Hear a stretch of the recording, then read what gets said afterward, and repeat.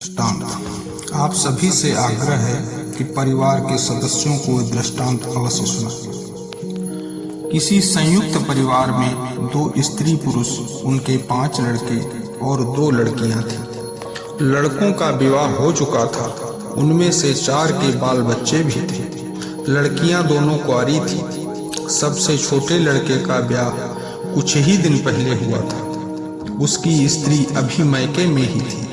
इस प्रकार दोनों लड़कियों को मिलाकर घर में कुल 7 स्त्रियां थीं। वे चाहती तो सब मिलकर घर का कामकाज अच्छी तरह कर सकती थीं, परंतु उनकी आपस में बनती न थी। वे एक दूसरे से जला करती थीं और घर के कामकाज से जी चुराती थीं। उनमें से प्रत्येक यही चाहती कि उसे कम से कम काम और अधिक से अधिक आराम मिले। आए दिन उनमें तू मैं हो जाया करती थी। घर में अशांति और कलह का साम्राज्य था। इसी परिस्थिति में सबसे छोटे लड़की की स्त्री भी अपने मैके से आ गई। यह उत्तम घराने की लड़की थी। उसे बचपन से ही बड़ी अच्छी शिक्षा मिली थी। वो अपने को उस क्षुब्ध वातावरण में पाकर घबरा उठी। अपनी सास और जेठानियों को आपस में लड़ते झगड़ते देख वो एक दिन रो पड़ी और अत्यंत आर्त होकर मन ही मन भगवान से प्रार्थना करने लगी कि हे प्रभु, क्या यही सब देखने सुनने के लिए मुझे आपने इस घर में भेजा है? यहाँ तो मैं एक दिन भी न रह सकूंगी। मुझे रात दिन का झगड़ा अच्छा नहीं लगता। न जाने मैंने पिछले जन्म में कौन से कर्म किए थे जो मुझे यह परिवार मिला। रोते रोते उसकी आंख लग गई। उसे स्पष्ट सुनाई दिया, मानो उसे कोई सांत्वनापूर्ण शब्दों में कह रहा है, बेटी घबरा मत, इस घर का सुधार करने के लिए ही तुझे यहाँ भेजा गया है। तुझ जैसी लड़की की यहाँ बहुत आवश्यकता है। इन शब्दों को सुनकर छोटी बहू को थोड़ी सांत्वना मिली। उसकी सारी घबराहट जाती रही। उसने मन ही मन अपना कर्तव्य निश्चित कर लिया।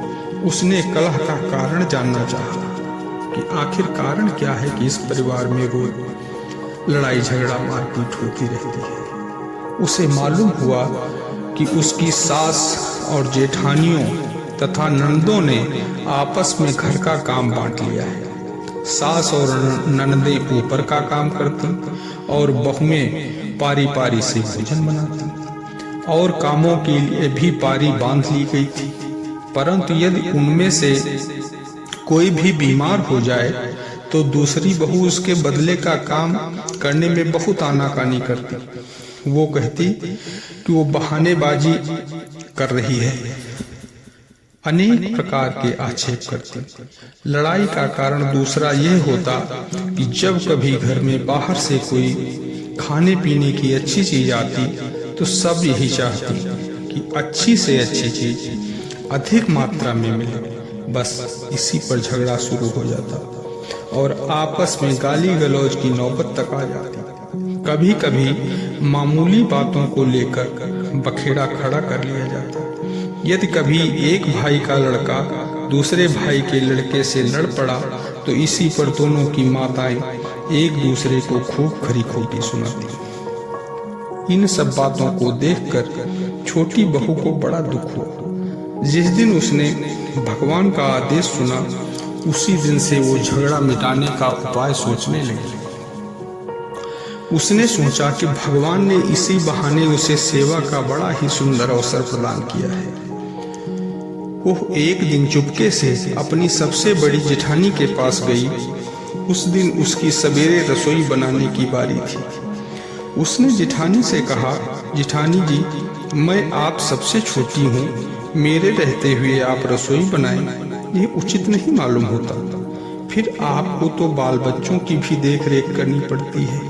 मेरे जुम्मे और कोई काम है नहीं, इसलिए बड़ा अच्छा हो यदि आप रसोई की बनाने की पारी मुझे दे दें। मैं आपका बड़ा उपकार मानूंगा। जेठानी पहले तो देर तक आनाकानी करती रही। वो बोली, बहू, अभी तो तुम्हारे खाने पहनने के दिन है। इसी प्रकार आगे की कहानी सुनने के लिए चैनल को सब्सक्राइब कर लें और बेल आइकन को दबा दें, जिससे इसी प्रकार के अच्छे दृष्टांत नित्य आपको